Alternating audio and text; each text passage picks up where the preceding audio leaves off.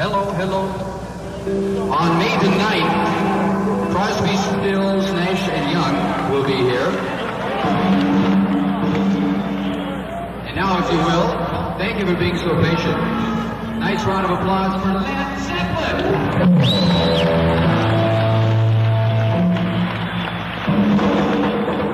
Zeppelin. Well, what do you think of that intro?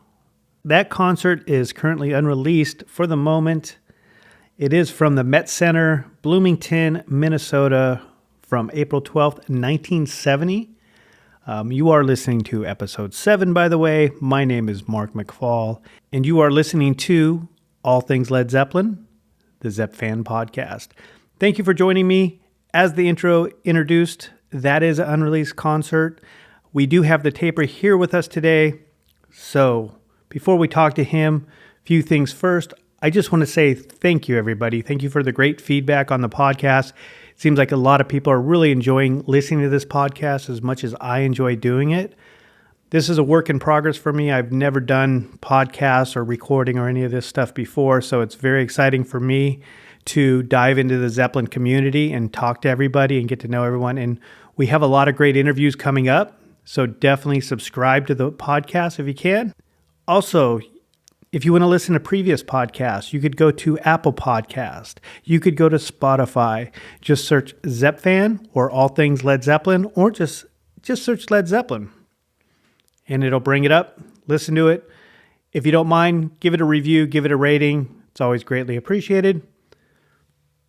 As I mentioned, episode 7, we have a really good one. I know you don't want to talk about anything else. You just want to hear more about this tape. So let's begin.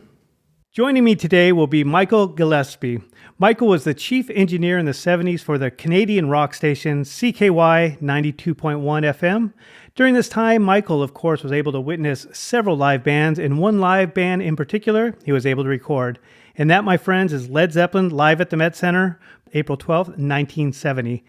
It is great to have Michael here today to share with his experience taping this very early Led Zeppelin show, and of course sharing any other experiences that he had. Let's welcome Michael to the show. Good afternoon, Michael. How are you doing today? I'm doing pretty good. And you, Mark?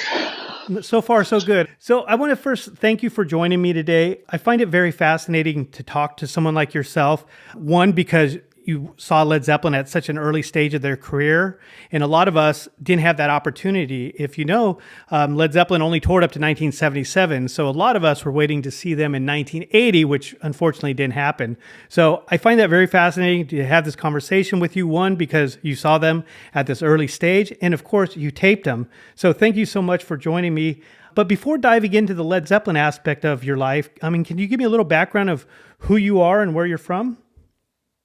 Well, sure. I'm a Canadian, born in Saskatchewan. In 1970, I guess I was 20 years old, 21 years old. I had begun recording when I was only 8 years old using a Webcore wire recorder. I had built a microphone when I was about 13. I was very involved in electronics and audio both.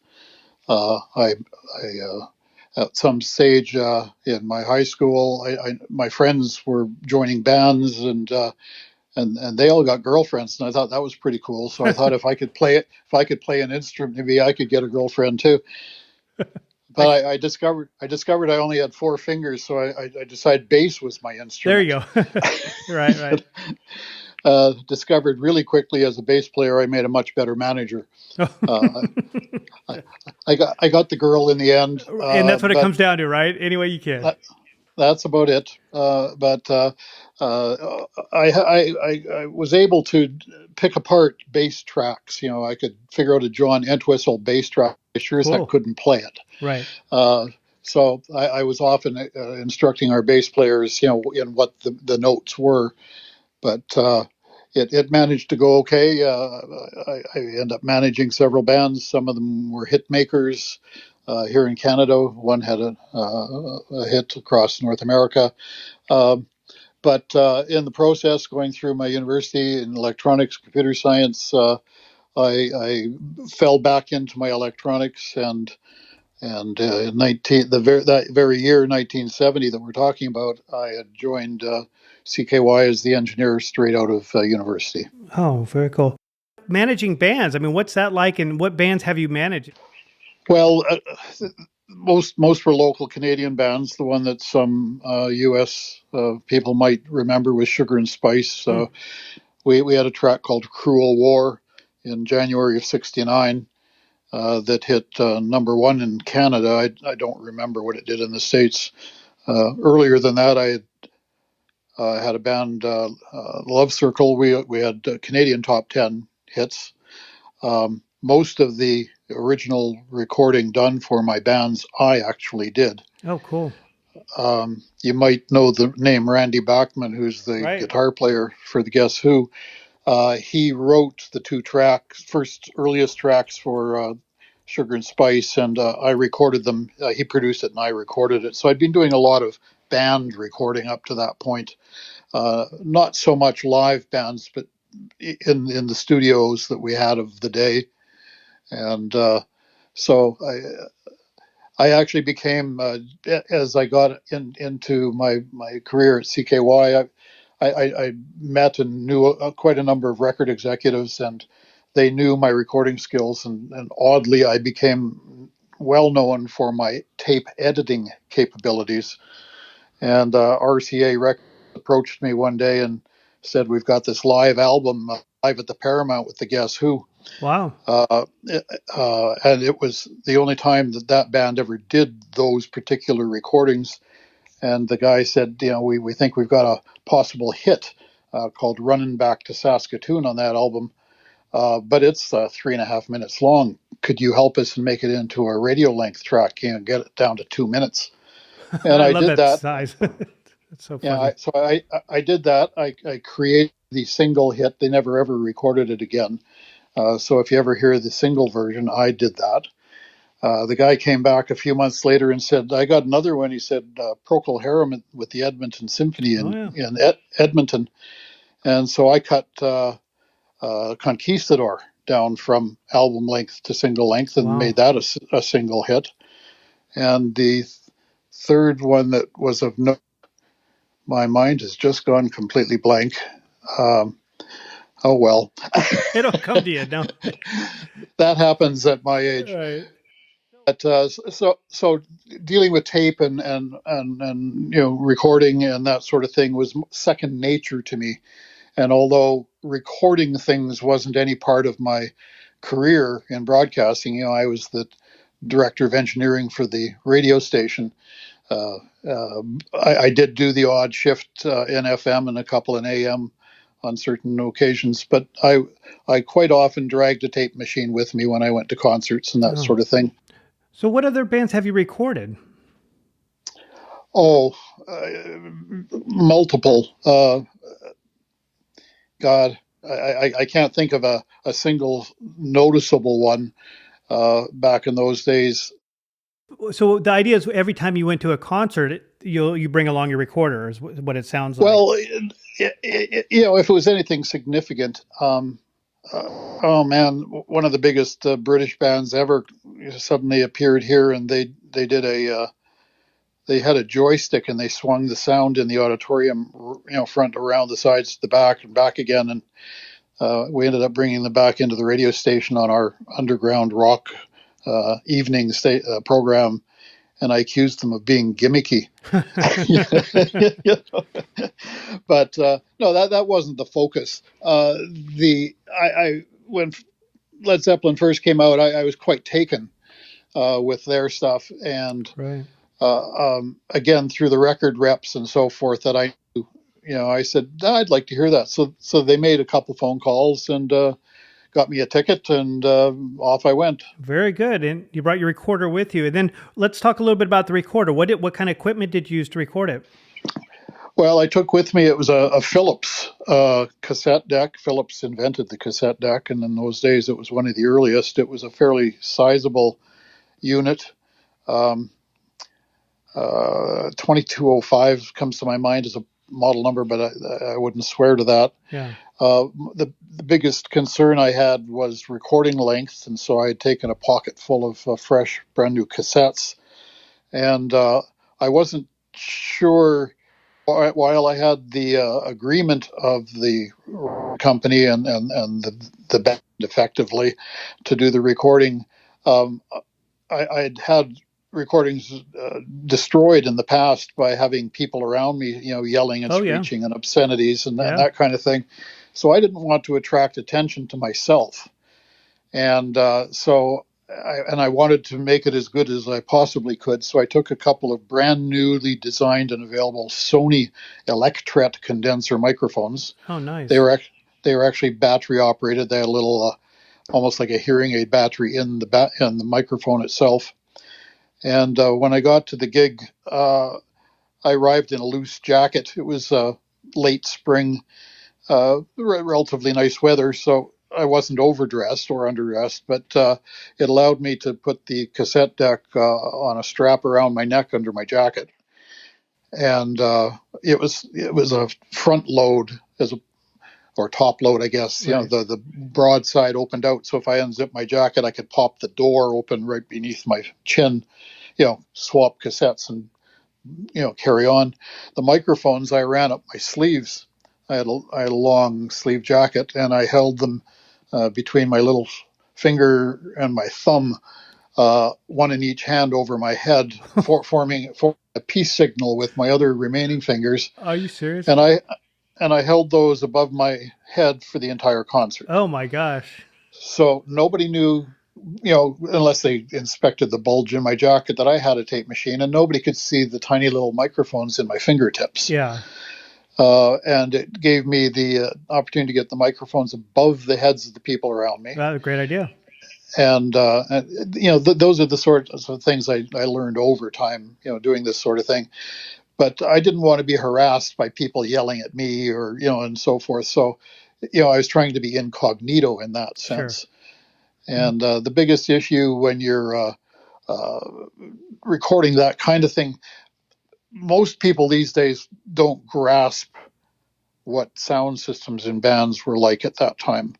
Nowadays you have one monstrous PA system with a 100-track board out in the middle of the auditorium, and all kinds of digital this, that, and the other thing. And everything the people in the audience hear is coming through the mixing desk at the front. Yep. It's nothing to do with the musicians. But in this particular thing with Led Zeppelin, they had actually brought in an advertised exotic sound system for this concert, but it was actually a pile of crap. They had what looked like megaphone bullhorns, the sort of thing you'd see in a World War II ship, on tall, what were like microphone but heavier duty stands on either side.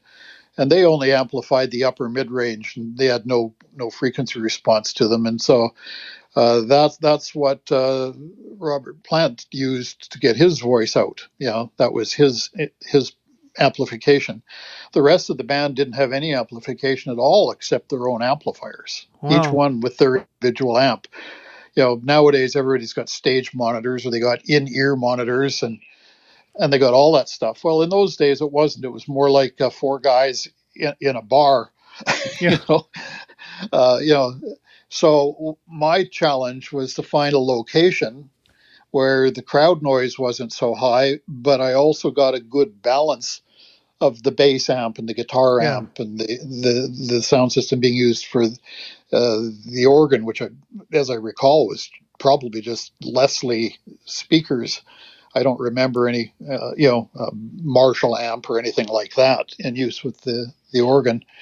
And the drums had nothing at all. So, I had to be close enough that I could hear the drums and presumably, be able to hear them separate from all the rest of the noise around me. And I think you've now heard excerpts, at least, of the tape. And generally, I think I did pretty good. Yeah, you did an amazing job. And I think that's pretty outstanding that you held your hands up to record it, because that's definitely a great way to go, because I've heard so many live recordings where you hear people next to them talking and so forth. So that's a great idea. Now, are you saying the sound for the show wasn't very good? The sound for the show was terrible. Okay. The public address system used for the vocals, as I said, was something you might find at, somebody yelling through a megaphone at a football game. They did try to bring up the power, but it went out several times and simply stopped. Right. So let me ask you real quick, what do you remember about that? Because hearing the show, it sounds like after the first song, We're Gonna Groove, they had to take like a 3-4 minute break, and Plant went on a rant about the PA system and so forth. Oh, yeah. What was that all about? He did that several times. I mean, they started their first track, which I don't recall what it was. We're Gonna Groove. But it completely overwhelmed the public address, and the vocals went out. Period. Oh, that's. It didn't affect the instruments. They were separately powered and so forth. But I think for the first few minutes of the recording, you can hear the PA squealing, right, feeding back and cutting out, and terrible, terrible distortion. At some point, a disc jockey from some Minneapolis station, came out to introduce them, and his voice was so distorted you couldn't understand it. But you can hear they pull it back down again. And when the band finally starts their second track, it again sounds like everything explodes. But right, the guy on the PA and whatever he had, he dropped the levels completely down to nothing, and then brought them back up slowly. Right. And from that point forward, it was a reasonable thing. But Robert Plant's voice was terribly distorted through the entire thing. You can hear it. You can hear his voice. You can hear the words he's singing.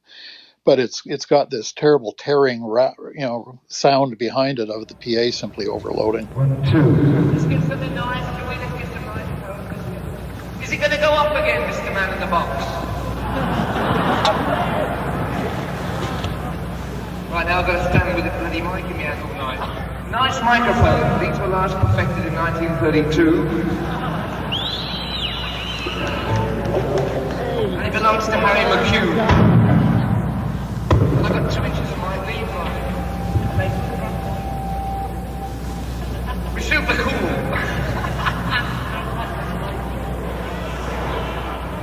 We've got some performing monkeys coming on in a minute. In fact, they're at the side now fixing the PA.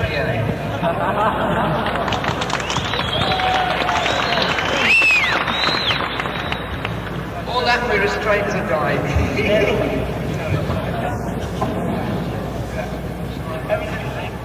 Pretend we haven't started, okay? We're going to start now. So would you say that's common among 70 concerts, not just Led Zeppelin, just like not having ample PA systems and sound setups? It wasn't uncommon in that was the standard way of doing things. Right. At that time, there were far, far better PA systems, the ones that I'd experienced in my own career. On my biggest band, I mentioned earlier, Sugar and Spice, our first live gig, we opened for The Who. Oh, wow. And, the PA system there was Sun, SUNN, and it blew out in the first couple of tracks, and then had to be reset up. And then they, paused, and they came out and set up more equipment. I mean, that wasn't completely uncommon, but it was, the arenas and the number of people and the touring bands were all expecting something to be there and ready for them, and the local people simply had no idea what they were doing. Mm. I've seen a music store empty itself of amplifiers where they run all the speakers in parallel and plug them all in together. That happened to me more. There was a separate event with Led Zeppelin later the very same year, I believe, 1970, that fall, maybe August or September, I don't remember the date, where Led Zeppelin played in our city, in Winnipeg. Right. And it was part of a very big deal with a lot of big bands, including my band, which came on mid-afternoon. But it was in a football stadium, and suddenly the sky went dark and it began to pour, and everybody was ankle deep in water. Well, they decided they were going to cancel this thing, but the promoters who paid big money to get it going made very quick plans, and right next to the football stadium was a hockey arena. So everybody got up and picked all the amplifiers up and dragged them to the rain. And by this point, who had a ticket and who didn't was completely lost. and it was just mad rush. It was like, one of the worst days at Woodstock, people, in the mud Right. and half naked. But Led Zeppelin did come on later that night. And again, it was with amplifiers provided by every band there, who stacked them all up in an arena where there was no seating and no stage. They set up some low thing. So everything was bad. And it got so, there was sweat running down the walls of the place. And I had my gear, the very same gear with me that day, and I didn't even bother turning it on. It was just so awful. There was no possible way I could record the band on that event. But during those few years, early 70s, it was the industry trying to catch up to the music industry, Right, in large venues and large bands and tens of thousands of people showing up. This was all new. Yeah, and just trial by fire, just trying to figure it out. And I just looked up, it looks like that show you're talking about with the Winnipeg shows, August 29th, 1970, the Man Pop Festival in Winnipeg That's Arena. Right. Yeah, and that was a big deal. I've again forgotten, but we had some very big bands there, including Led Zeppelin. It was trial by fire trying to make those things work. Right. And let me ask you, other than the audio issue, I mean, what do you recall from the show? Like visually, were they impressive to you? I mean, just Jimmy during White Summer, was that exciting? What do you recall from that? I was very focused. Keeping the peace signs up. Yeah, and the crowd was sometimes pretty quiet. You'll hear between the odd track there's a smatter of applause, and other times you hear whistles and cheers. I think everybody was a little uncomfortable just with all of the circumstances, despite Plant raging at the PA system occasionally. I thought everybody else did really well. I thought Jimmy Page played exquisitely. Right. And listening to the tape, it sounds like during White Summer and Black Mountainside, that was one of the loudest times the audience was after Jimmy's solo. So that was pretty cool.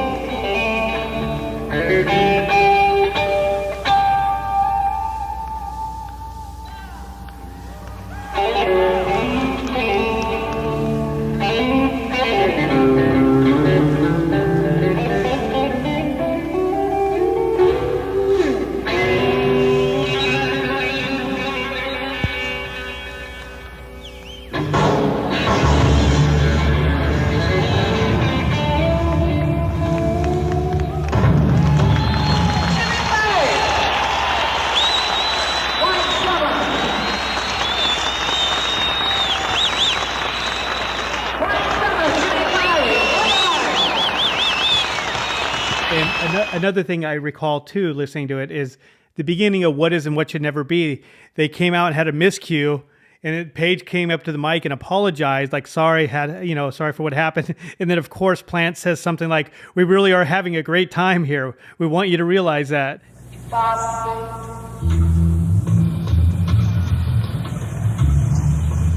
Take my hand, child.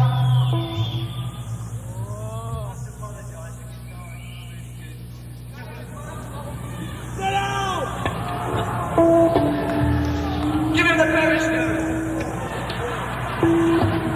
We're really having a great time. We want you to realize that.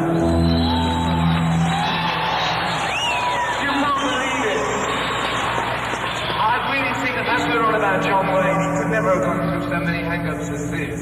It's unbelievable. Nice.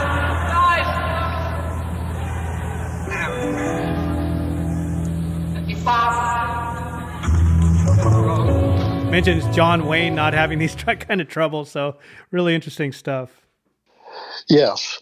I think they braved through it. They weren't nearly so accommodating later that summer when they played in Winnipeg. With the rain, Peter Grant just said, we're out of here. Right.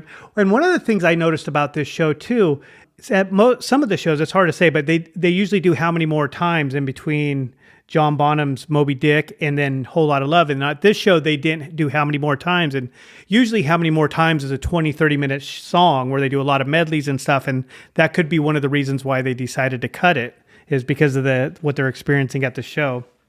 Well, they'd been there for hours. Right.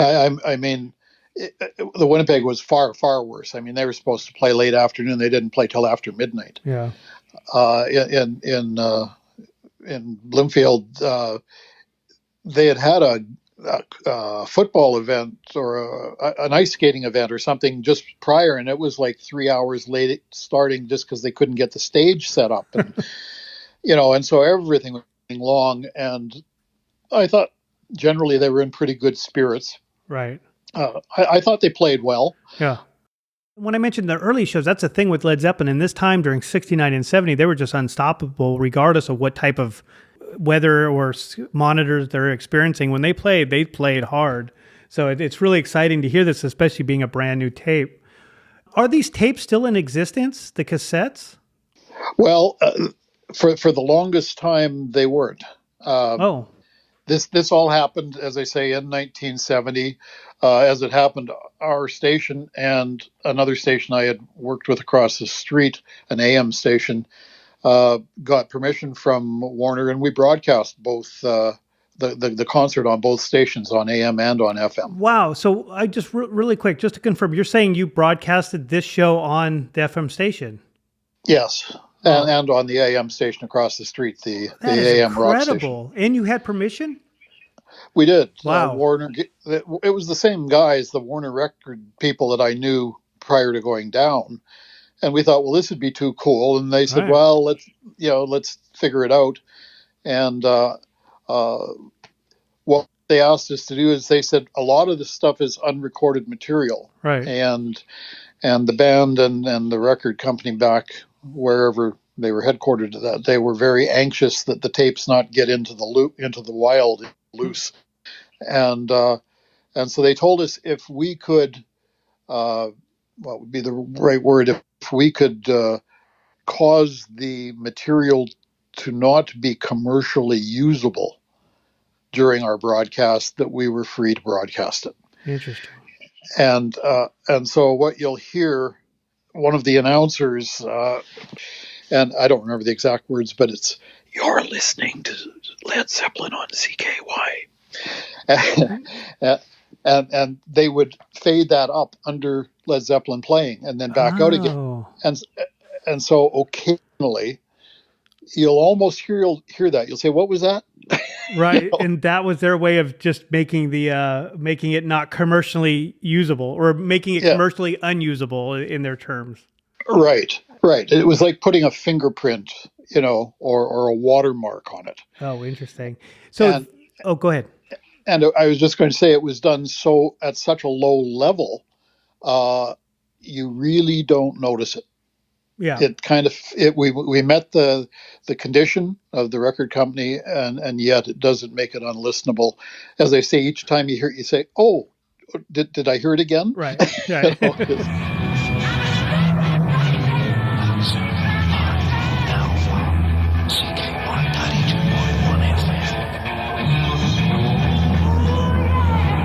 I was going to say, that's really interesting, because nowadays I would have to go through so much red tape to get authorization to play something on the radio. And it sounds to me like you asked the rep said, "Sure, just make it commercially unusable."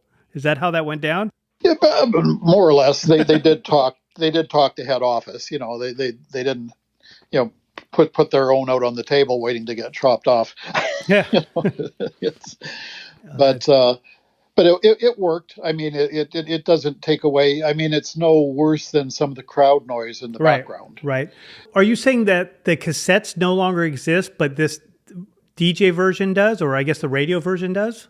Well, the way it was done on the air, cassettes aren't the most high fidelity thing in the first place.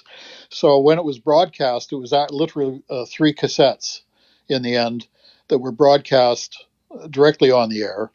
And what happened at the time is we took a master copy of the off air. I think we originally wanted to do that, to send it to Led Zeppelin's music people, to see what it was we had done, and that we'd kept our word, and put the fingerprint on it and that sort of thing. But so that was the tape that I had, and in the end I kept that tape. 2 years after that, my wife and I bought and built a house, And from that date forward, I didn't know where the tapes were. Mm-hmm. And it was only this last spring we're doing a major renovation on the house, and we're having to move a lot of stuff out of the way to get the tradespeople in and so forth. And at one point, my wife comes down and to the lunch counter, and she says, after your lunch, go upstairs and move those boxes of tapes out of my way. And I said, what tapes? Well, it turned out there was a cupboard in the back of one of our closets where I'd stored a whole bunch of tapes and in 50 years forgotten that the cupboard existed. Yeah. So I pulled them all out, and I had about 100 tapes. And lo and behold, there it is, Led Zeppelin. And blew my mind. Right. I was convinced that I'd never see it again. Right. And so I pulled it off, and I've done a lot of restoration of tapes over the years, lost tapes. I restored the 12-hour story of the Beatles, which was very cool. Played in 1970 at about 500 radio stations across North America. Nobody kept a copy. Right. And so for 45 years, people have been saying, does anybody have a copy of that? Well, I finally found one in the basement of a radio station in Wisconsin. Wow. And it was so badly what's the word I'm looking for? Saved. It wasn't saved at all. It was just raw tapes in a cardboard box under a basement desk. Right. And Wendy Carlos actually helped me what they call bake the tape. The oxide on the tape comes off the cellophane on the back, and it destroys them if you try and play them. And so I've been through that. But when I pulled this Zeppelin tape out, it played like it was new. Oh, that's great. And I just want to confirm with you and our listeners too, when you mention tape, you're referring to like a reel-to-reel, not a cassette tape, right? That's right. It was a reel-to-reel tape, and it's in pretty tidy shape. I no longer have it in my possession. A crazy fan took it off my hands some years. They're all crazy fans. We're all crazy one way or the other. Yeah. Yeah, but, when we hear about like having having a rare Led Zeppelin show or just any master, what we go for. But yeah, I honestly didn't expect that. Right. And I guess just in casual conversation, I mentioned it to somebody, and who mentioned it to somebody, and in the end, I'm talking to you. Right. Exactly. And that's how it goes, right? Yeah. I also wanted to ask you a question about regarding a handbill, because there was a handbill for this show, like a tan 4-inch by, I think, 6-inch flyer. Do you remember seeing that one at all? I think maybe I've seen a copy online somewhere when I was searching out for other information regarding this particular event. But no, if I ever had one, I certainly don't now. Right. And I was going to say, what's interesting about handbills, as you probably know with old artists, these handbills are now $400 or $500. So it's pretty amazing that something that was given away at a counter probably is now worth so Sure. much. So. Yeah. But you're crediting my brain with talent it doesn't have. That was 53 years ago. Right. Well, like I said, when you get like a collector that, knows the ins and outs, and they meet somebody, they just ask all sorts of questions. And I know for me, I would never remember any, what shows that I've gone to, what year, what songs they performed. It's like, I remember being there. I saw Aerosmith, Rolling Stones and all these bands, but I don't remember what they played. It's just, the lives we live and just enjoying the concerts. But Michael, I just want to say thanks again for everything, for joining me and kind of sharing your story. Is there anything you want to share with us, or is there anything else that you want to tell us about this tape? Well, I hope if anybody gets to hear it, they'll enjoy it. I was anxious when I got the tape, 53 years hindsight, what did it really sound like? And I think it came off pretty good and represents the band pretty well. It certainly is what I remember of them. No, it's just sort of been an exciting ride just to get involved and, get that tape, cleaned up a little bit and out into the world, and we'll see what happens in the future. And we definitely thank you for it. But before I let you go, I actually have the set list here. So I wanted to kind of read it so everybody knows what they played. So, sure. As you mentioned, it starts off with the announcer, and he introduces Led Zeppelin.